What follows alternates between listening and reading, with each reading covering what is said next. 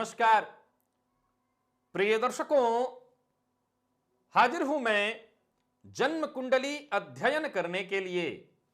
एक जन्म कुंडली लेकर आप सबके सम्मुख उपस्थित हुआ हूं।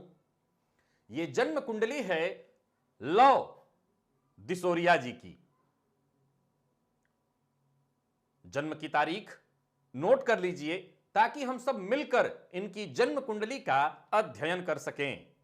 जन्म की तारीख है 25 अगस्त 1986 और जन्म का समय रात्रि 7:57। जन्म स्थान इंदौर, मध्य प्रदेश।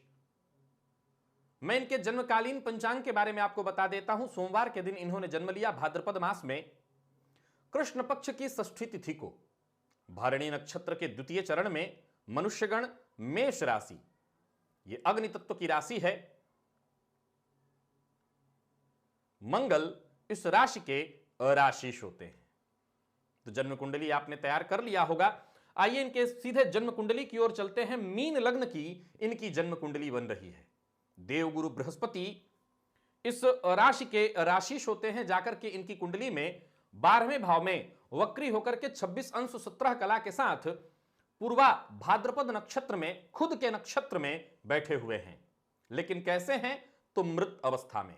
लग्न की बात करें तो 1 अंश 11 कला पर लग्न है। लग्न भी पूर्वा भाद्रपद नक्षत्र में ही है। देवगुरु बृहस्पति के नक्षत्र में लग्नपति का जाकर के कुंडली के 12वें भाव में बैठना यह अवयोग बन जाता है। और इस योग के होने के कारण जीवन काल में जो सबसे बड़ी परेशानी उत्पन्न होती है वो ये है, जीविकोपार्जन के लिए जातक संघर्ष करने लगता है। जीवन काल में जीविकोपार्जन के लिए उसे लगातार संघर्ष करना पड़ता है। अब हमें राशि की ओर चलना चाहिए। पहले तो लग्न के अगर प्रभाव को देखें तो मीन लग्न। मैंने इस लग्न के प्रशंसा में बहुत सारी बड़ी बातें कही थी। निसंदेह अत्यंत श्रेष्ठ होता है यह लग्न। देवगुरु बृहस्पति से प्रभावित है। सीधी सी बात है, इस लग्न के लोग निस्वार्थ मदद करने वाले होते हैं। लेकिन अगर कमी की बात करी जाए तो मन इनका बड़ा ही भटकता है। एक जगह पर यह स्थिर नहीं हो पाते। इनका भटकाव मुंह पर बोल देना, सत्य बोल देना, और कई बार सामने वाला इनका अधिकारी बॉस ही क्यों ना हो उससे न दबना। इनको चापलूसी नहीं आती, यह अच्छी बात है, लेकिन कई बार मुंह पर ऐसा कड़वा सत्य बोल बैठते हैं जिसके चलते इन्हें जो यश मान सम्मान मिलना चाहिए वो कभी प्राप्त नहीं हो पाता। सवाल उठता है कि यश और मान सम्मान के लिए झूठ बोलना चाहिए? जवाब है नहीं, परंतु सनातन धर्म कहता है अप्रिय लगे ऐसा सत्य भी मत बोलो। तो कहने का तात्पर्य, परिस्थितियों के हिसाब से देखकर, सोचकर, समझकर, विचार करके बोलने वाला ही बुद्धिमान है। और रही सही कसर पूरी हो जाती है ऐसे, क्योंकि ये मेष राशि के हैं। मंगल इस राशि के राशिपति 50% जो प्रभाव, धैर्य की कमी, जिद्दी थोड़ा होना, वाणी में कड़वाहट होगी ही होगी। तो यह सबसे बड़ी समस्या। अब बाकी की चीजों की ओर चलते हैं। यह मंगल जाकर के इनकी कुंडली के 10वें भाव में बैठे हैं। 10वें भावस्थ मंगल दिग्बली हो जाते हैं, जिन्हें अत्यंत श्रेष्ठ कहा गया है। लेकिन लग्नगत राहु जातक के मन को भटकाने वाला होता है। असल में देखा जाए तो राहु लग्न में हो, केंद्र के किसी भी घर में हो, बुरा प्रभाव तब तक नहीं देगा जब तक यह न तय हो जाए कि वो किस भाव में बैठा है, और जिस भाव में बैठा है उसका भावपति किस अवस्था में है, या किस ग्रह से वो दृष्ट है। तो अगर इनकी जन्म कुंडली में देखेंगे, राहु देवगुरु की राशि में बैठे हैं और देवगुरु खुद 12वें भाव में जाकर के बैठे हैं, तो जाहिर सी बात है ये राहु कोई बहुत श्रेष्ठ प्रभाव नहीं दे पाएंगे। और जातक के मन को सदैव अशांत, भटकाने वाला या ऐसी स्थिति वाला बना देंगे जहां एक सीधा सा निर्णय लेकर के, स्वतंत्र सही निर्णय लेकर के जातक निरंतर कार्य करे, ऐसी स्थिति उत्पन्न ही नहीं होने देंगे। क्योंकि वो 12वें भाव में बैठे हैं तो भटकाव तय है। अब इनकी कुंडली को देखिए। भाग्य भाव में जाकर के इनकी कुंडली में शुक्र, शनि बैठे हुए हैं। शनिदेव अनुराधा नक्षत्र में, खुद के नक्षत्र में, हालांकि इस लग्न में वो कारक नहीं है, परंतु लाभपति बनकर के जाकर के भाग्य भाव में उनका बैठना, भले ही साधारण उनकी राशि हो, लाभ भाव में जाकर के लाभ भाव के स्वामी बनकर के कुंडली के भाग्य भाव में, खुद के नक्षत्र में, अनुराधा नक्षत्र में 9 अंश पर बैठे हुए हैं वृद्ध अवस्था में। ये जातक के जीवन काल में धन की स्थिति अवश्य उत्पन्न करेंगे, इसमें कहीं कोई संशय नहीं, क्योंकि अपने घर को अपनी तीसरी दृष्टि से देख रहे हैं। एक और सूत्र मैंने बताया था कि जन्म कुंडली में द्वितीय भाव का मालिक जाकर के अगर दसम भाव में बैठे तो ऐसा जातक गरीब से गरीब परिवार में जन्म लेकर के भी निसंदेह अमीर और धनवान बनता है। हालांकि अगर चलित चक्र में इनकी कुंडली को देखा जाए तो बहुत सारे ग्रह बदल जा रहे हैं, इसके बारे में हम विचार जरूर करेंगे। जैसे चलित चक्र में मंगल लाभ का फल दे रहे हैं, और वहीं अगर चलित चक्र में देखा जाए तो शुक्र जो सप्तम में बैठे हैं ये अष्टम का फल दे रहे हैं, पंचम में बैठे बुध षष्ठम का फल दे रहे हैं, चंद्रमा द्वितीय का फल दे रहे हैं, गुरु लग्न का फल दे रहे हैं। नहीं, चलित चक्र में ग्रह बड़ी मात्रा में बदल जा रहे हैं। अब इनकी कुंडली में बाकी की चीजों को हम समझें उससे पूर्व इनके जरा प्रश्नों की ओर चलते हैं। इन्होंने पहला ही प्रश्न ऐसा किया है जिसे समझने की आवश्यकता है। 2021 के फरवरी से इसी 3 फरवरी से इनको अगले 18 वर्ष के लिए राहु की महादशा प्रारंभ होने जा रही है। इन्होंने प्रश्न पूछा है कि मेरी आगामी महादशा राहु की महादशा है, क्या प्रभाव होगा और बेहतर प्रभाव के लिए उपाय बताइए जिसे जीवन पर्यंत करके लाभ ले सकूं। सबसे पहले यह जानने की आवश्यकता होती है कि राहु क्षति क्या पहुंचाते हैं, राहु क्षति पहुंचा क्या सकते हैं, यह जानना अत्यंत आवश्यक है। प्रिय दर्शकों, मैं प्रायः कहा करता हूं कि अगर बाल्यकाल की अवस्था है तो राहु निसंदेह क्षति पहुंचा सकते हैं, क्योंकि यह भ्रम है। और बच्चों में भ्रम तो बड़ों को भी हो सकता है, बूढ़ों को भी हो सकता है, बच्चे ही क्यों। यहां पर बच्चे उतने ज्यादा दुनियादारी को नहीं समझ रहे होते, वो मैच्योर नहीं है, उनकी मैच्योरिटी का जो स्तर है वो बहुत अभी कम है, तो उनका भटकाव थोड़ा जल्दी हो जाता है। और शिक्षा के क्षेत्र में सीधी सी बात है, कई बार उनका मन भटकता है और शिक्षा से वो वंचित हो जाते हैं, या कई बार उनकी शिक्षा उतनी बेहतर नहीं हो पाती, या शिक्षा में इतनी बाधाएं उत्पन्न हो जाती हैं जहां उनकी शिक्षा पूर्ण नहीं हो पाती। अब अगर आप जीवन के मध्यावधि में हैं, युवावस्था में हैं, ये मध्यावधि तो नहीं है इनकी लेकिन युवावस्था में है ये, अब यहां पर राहु क्या कर सकते हैं, माफ करिएगा मैंने कहा मध्यावधि नहीं, मध्यावधि तो है ही, उत्तरार्ध होगा 50 के बाद, मध्यावधि तो यही है। तो यहां पर राहु क्या करेंगे, यहां भी राहु वही करेंगे जो बच्चे के साथ करते हैं, भटकाने का काम। नाना प्रकार के भ्रम उत्पन्न करेंगे जातक के मन में, एक दिशा में सोचने नहीं देंगे।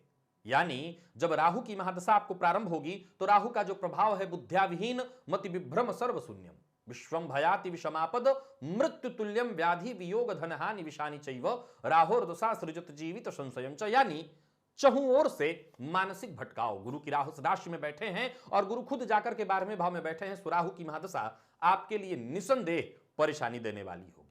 राहु की यह महादशा आपको भटकाएगी, परेशान अवश्य करेगी। क्यों? क्योंकि ये जो राहु हैं ये मंगल से दृष्ट हो गए हैं। राहु का अपना स्वयं का कोई प्रभाव नहीं है, हमेशा याद रखिएगा। राहु को पापक ग्रह कहा गया, लेकिन ये अपना प्रभाव कब और किस अवस्था में बहुतायत देते हैं, ये जानने के लिए सदैव ये देखना होता है कि जिस भाव में ये बैठे हैं उस भाव के भावपति की स्थिति कैसी है।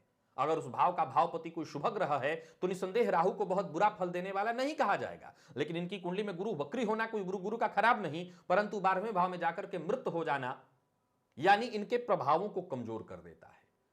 उपाय आपने पूछा, प्रारंभ में ही बता देता हूं, गणेश जी की आराधना करिएगा खूब, नित्य निरंतर गणेश जी की आराधना करिए, जितना हो सके गणेश जी के मंदिर में जाइए, उनका दर्शन करिए, गणेश जी को दूर्वा अर्पित करिए। निसंदेह राहु आपको कोई क्षति नहीं पहुंचाएंगे। हो सके तो संकष्टी गणेश चतुर्थी व्रत को किया करिए, चतुर्थी के दिन उपवास रहते हुए सायंकाल गणेश जी का आप वंदन करिए, उनकी आराधना करिए, और चंद्रोदय होने पर चंद्रमा को दूध से अर्घ्य प्रदान करिए। अगर आप निराहार रह सकते हो तो ठीक, नहीं तो फलाहार करके भी करिए, परंतु संकष्टी गणेश चतुर्थी व्रत कर लीजिए, आपको राहत मिल जाएगी। इसी उपाय से आपको फायदा भी होगा। बाकी आपने पूछा जीवन भर, ये उपाय इसलिए करने के लिए कह रहा हूं क्योंकि आपने एक लाइन जोड़ दिया जीवन भर। राहु जीवन भर नहीं, 18 साल चलेंगे, लेकिन जीवन भर आप इस उपाय को कर सकते हैं। अब आगे आपने जो प्रश्न मुझसे पूछा है, मेरे विवाह में विवाद चल रहा है, कब तक समाप्त होगा और क्या फिर से विवाह होगा और क्या सफल होगा। साहब इस बात का आपको ख्याल रखना होगा कि आपकी कुंडली में सप्तम भावपति जाकर के कुंडली के पंचम भाव में बैठे हैं। सप्तम भावपति अगर बुध हो या देव गुरु बृहस्पति हो, या ज्योतिष शास्त्र कहता है कि सप्तम पति जाकर के पंचम भाव में बैठ जाएं तो यह दांपत्य जीवन को तो कमजोर करता ही है। आपकी कुंडली में शुक्र नीच राशि में बैठे हैं, राहु की दृष्टि से दृष्ट, और दांपत्य भाव और दांपत्य के स्वामी, दांपत्य के कारक सब के सब राहु के परिधि में हैं, यानी कि राहु से दृष्ट हैं। गौर करिएगा, राहु की दृष्टि बुध पर, राहु की दृष्टि शुक्र पर जो कि दांपत्य के कारक हैं, और राहु की दृष्टि सप्तम भाव पर। अब बात आती है, आपने जो प्रश्न किया है कि क्या समाप्त हो जाएगा, मैं समझता हूं कि मंगल की महादशा समाप्त होते होते राहु के आते आते आपके जीवन काल में यह एक काम अवश्य आपके साथ होगा। राहु बैठे हैं गुरु की राशि में, गुरु जाकर के बैठे हैं 12वें भाव में।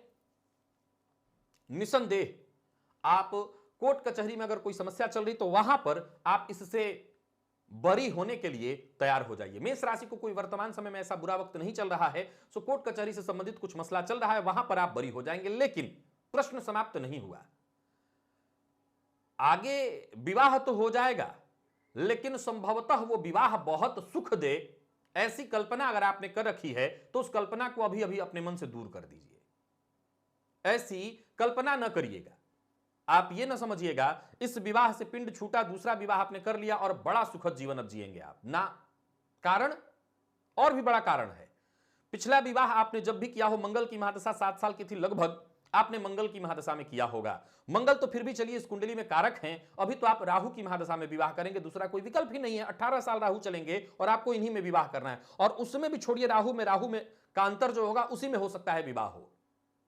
सवाल का जवाब आपके सम्मुख है कि दूसरा विवाह भी कमोबेश ऐसी ही स्थिति में होगा।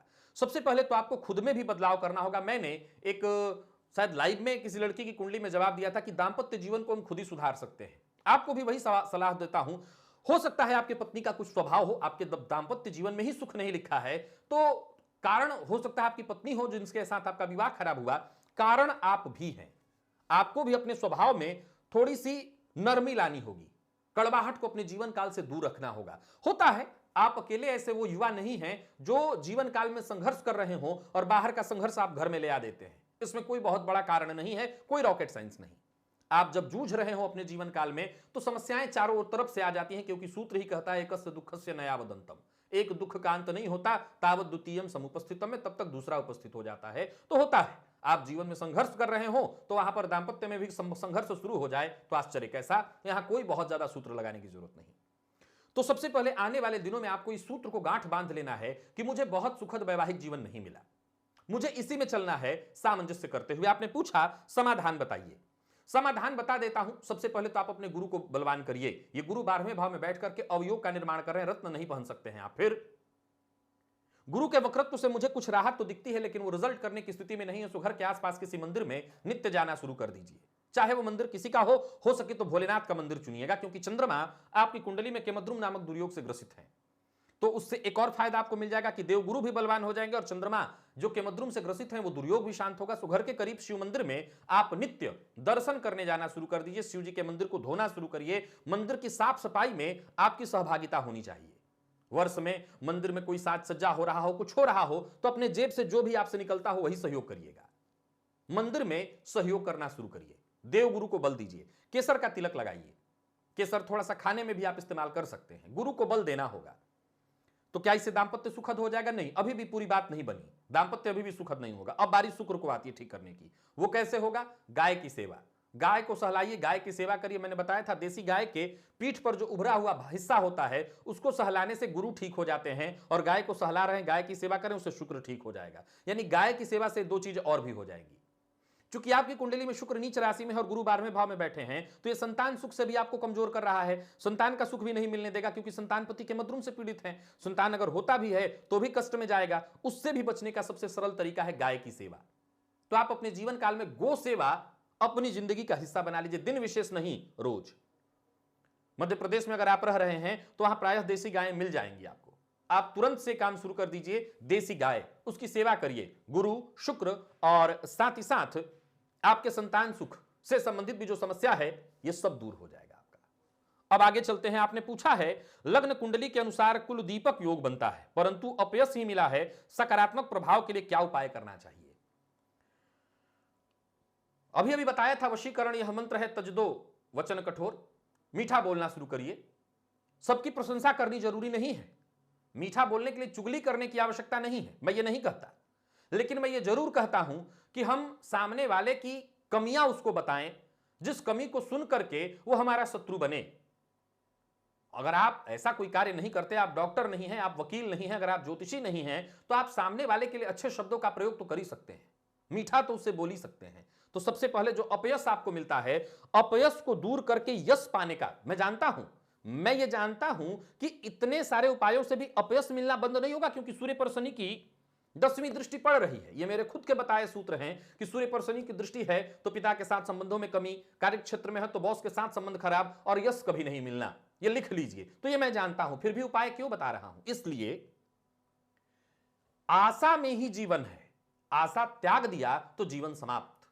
यानी आशा बना रहे, आपके मन में यह आस जगी रहे कि मैं फलाना कार्य करूंगा तो मेरे काम बनेंगे। चूंकि उम्र बहुत छोटी नहीं है, इसलिए मैं दोनों ही पक्ष आपके सम्मुख रख दे रहा हूं, दोनों ही पक्ष आपको बता रहा हूं कि मैं जानता हूं कि यश में कमी रहेगी, पर फिर भी आपको कह रहा हूं, आप उपाय के तौर पर अपनी वाणी में मिठास लाइए, सत्य बोलिए। बहुत जरूरी है सत्य बोलना, परंतु ऐसा सत्य बोलिए जिससे सामने वाले का दिल आहत न हो।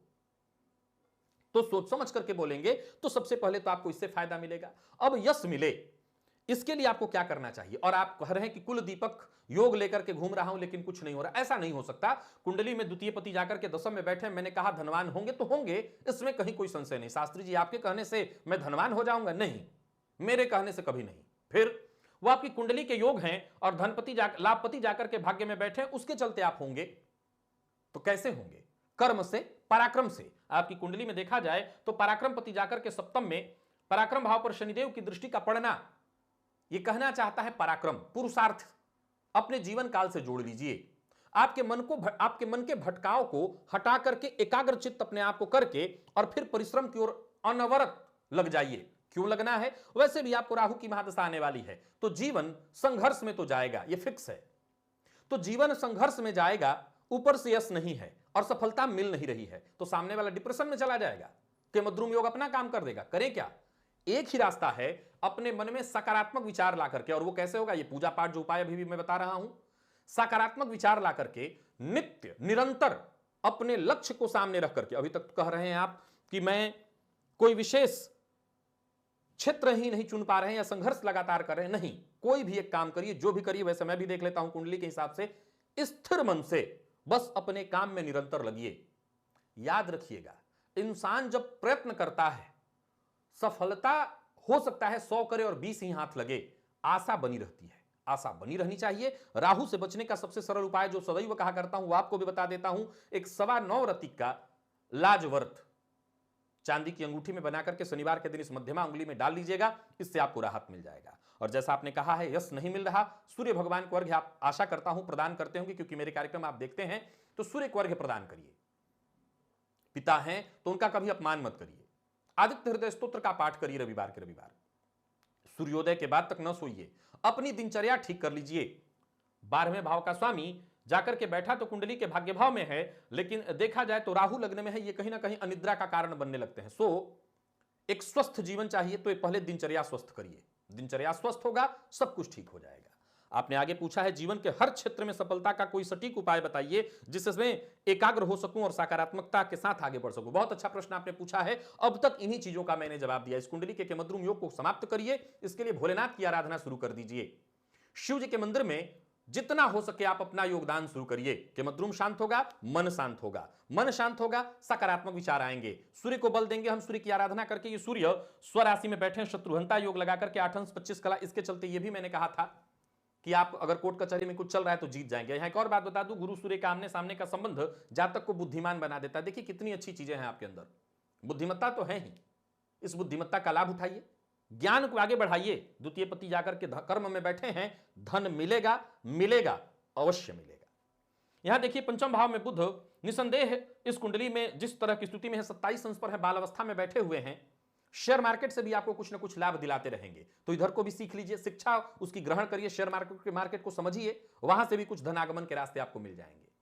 और भी कुछ ना कुछ आप सोच सकते हैं। अगर देखा जाए तो इस कुंडली में षडबल में चंद्रमा के पास बहुत अच्छा बल आ रहा है। आपकी कुंडली के षडबल में अगर आप जाकर के देखें तो मंगल के पास बहुत अच्छा बल है, शुक्र के पास बहुत अच्छा बल है, दिशा चुनने की आवश्यकता है। एक तो शेयर मार्केट की तरफ से आप देख लीजिए, लग्न का मान 1 अंश है, सूर्य आपकी कुंडली में अगर देखें तो 8 अंश पर और चंद्रमा 19, तो 10 घर आगे आने पर अगर आप देखें तो शनि की राशि शनि नौमांश में बुध की राशि में बैठे हैं, तो बुध से संबंधित व्यापार यानी वाणी, अभी शेयर मार्केट एक मैंने बताया, शेयर मार्केट से संबंधित काम, वाणी से रिलेटेड काम यानी कंसल्टेंसी परामर्श, मंगल कुंडली के दशम में बलवान होकर के बैठे हैं, सो कमीशन से संबंधित जितने काम आपके पास हो वो करिए। और स्थिर व्यापार में जैसे दुकान, ऐसा दुकान जिसमें पैकेट बंद चीजें जो बिकती हैं, जो रोजमर्रा की चीजें हैं, किराने का जो दुकान होता है, रोजमर्रा की जितनी चीजें होती हैं उसका दुकान भी आप कर सकते हैं, और बड़े स्तर पर भी आप कर सकते हैं कोई ना कोई। जैसा कि मैंने आपकी कुंडली को देखते हुए बताया, चंद्रमा षडबल में बल ले रहे हैं, केमद्रुम से पीड़ित हैं, आपने केमद्रुम अगर शांत कर लिया शिव जी की आराधना से तो चंद्रमा से भी संबंधित आप लाभ ले सकते हैं। मीन लग्न की कुंडली है, जल तत्वीय काम, दूध से संबंधित भी काम विचार कर सकते हैं, यहां से भी धन आएगा। तो रास्ता कोई भी एक चुन लीजिए, और याद रखिएगा राहु की महादशा के लिए एक मूल मंत्र है, जो भी करिएगा स्थिर होकर के करिएगा। आज किया कल लाभ मिल जाए, परसों किया तरसों आप अंबानी बन जाएं, ऐसा कुछ मत सोचिएगा, नहीं तो केवल और केवल डिप्रेशन ही होगा और कुछ नहीं। पैसा है, यश है, बनाना पड़ेगा, लाभ है, लाना पड़ेगा। कर्म करिए निरंतर स्थिर होकर के, और जितने उपाय मैंने गिनाए हैं सब एक एक करके अभी से शुरू कर दीजिए। गणेश चतुर्थी व्रत जो करने के लिए मैंने आपको कहा उसे तुरंत शुरू करिए। चंद्रमा को जब आप अर्घ्य देंगे तो गणेश जी की कृपा से वैसे ही आपके विघ्न, जीवन की समस्याएं दूर होंगी और केमद्रुम भी शांत हो जाएगा। तो आपके लगभग हर समस्या का मैंने आपको समाधान बता दिया। अब बारी आती है, क्या कोई रत्न आपको पहनाया जाना चाहिए? निसंदेह इस लग्न में एक ही रत्न आपके लिए बनेगा, मंगल का रत्न मूंगा। अगर आप पहनना चाहें तो पहन सकते हैं, वैसे मैंने लाजवर्त बताया है, तो बाएं हाथ की मध्यमा उंगली में लाजवर्त को पहनिएगा। और रत्न पहनने की इच्छा नहीं रखते हो तो कोई बात नहीं, बहुत अच्छी बात है कि आप रत्न मत पहने, परंतु पहनते हैं तो मूंगा पहनिएगा इस अनामिका उंगली में। लगभग इसे भी आप 9.25 रत्ती के आसपास का ही रखिएगा, सोना अथवा ब्रॉन्ज धातु में बनवा करके धारण कर लीजिए, काम बन जाएगा। तो ये सारे उपाय आप एक साथ अपने जीवन काल में लागू करिए। बुध से संबंधित व्यापार शुरू करिए अगर आप करना चाहते हैं, शेयर मार्केट को सीख लीजिए, वहां से पैसा आ जाएगा और आगे बढ़िए, यश भी मिलेगा, धन मान सम्मान सब मिलेगा। इस कुंडली में अगर आप देखें तो भूमि भवन वाहन पति जाकर के कुंडली के पंचम भाव में बैठे और शनिदेव 9 अंश 40 कला के साथ अनुराधा नक्षत्र में, मंगल की दृष्टि चतुर्थ भाव पर है, भूमि भवन वाहन का भी सुख है। गुरु जरूर कमजोर है, लेकिन गुरु को अगर आप बल देंगे, जो प्रयोग मैंने आपको बताया, तो उनकी भी दृष्टि है कुंडली के चतुर्थ भाव पर, सो भूमि भवन वाहन का भी सुख आपकी कुंडली में है। तो जाहिर सी बात है ये सुख ऐसे तो आ नहीं जाएंगे, इसके लिए आपको कर्म करना पड़ेगा, पराक्रम करना पड़ेगा, क्योंकि नहीं सुत्तस्य सिंहस्य प्रविशन्ति मुखे मृगा, सोए हुए शेर के मुंह में हिरण अपने आप प्रवेश नहीं करता। तो आशा करता हूं ये जो उपाय मैंने आपको बताया है उसे आप करके अपने जीवन को स्थिर और मजबूत दिशा प्रदान कर सकेंगे। प्रिय दर्शकों, लव जी के बारे में अगर आप भी कुछ कहना चाहते हैं, इनकी जन्म कुंडली को देखते हुए कोई उपाय बताना चाहते हैं जिससे इनका जीवन सफल हो सके, क्योंकि मेरे इस जन्म कुंडली अध्ययन के पीछे का एक उद्देश्य यह भी है कि हो सकता है मैं केवल कुंडली देख रहा हूं, देश दुनिया मेरे से ज्यादा तो आप देख रहे हैं। तो अगर आपको लगता है कि नहीं कुछ इनको और बताया जाना चाहिए जिससे इनकी जिंदगी और सुगम हो जाए, इनके जीवन काल में इनको और फायदा मिले, क्योंकि उद्देश्य यही है कि सबको फायदा मिले, तो जरूर अपनी राय कमेंट में दीजिएगा। ये कमेंट तो पढ़ेंगे ही। आज के लिए बस इतना ही, इजाजत दीजिए, कल पुनः आपसे मुलाकात होगी, तब तक के लिए नमस्कार।